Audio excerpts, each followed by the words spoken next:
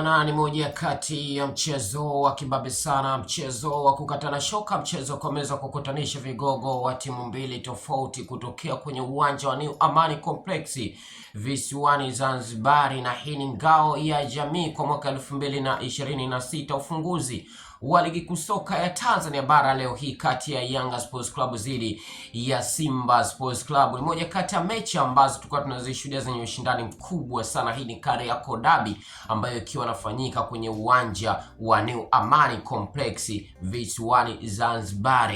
Leo hii je, ni Yanga Sports Club wanakwenda kuchukua ubingwa wa kombe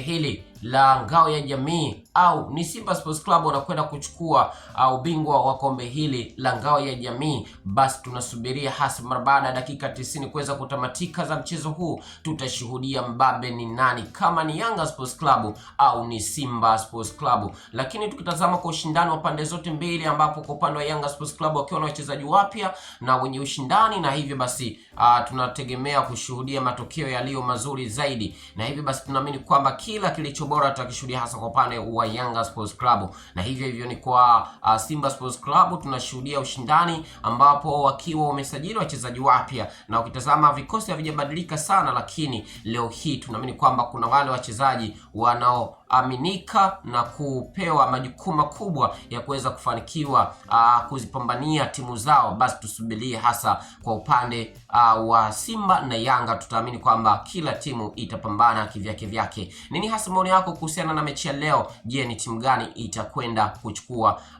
ubingwa huu wa kombe la ngao ya jamii? Basi tupia komenti, lakini pia usahau kunifollow kwa kusubscribe YouTube channel yetu pendwa kabisa, na hii ni Chuma Online TV, na hii ni ngao ya jamii kwa mwaka 2026, Yanga dhidi ya Simba. Asanteni.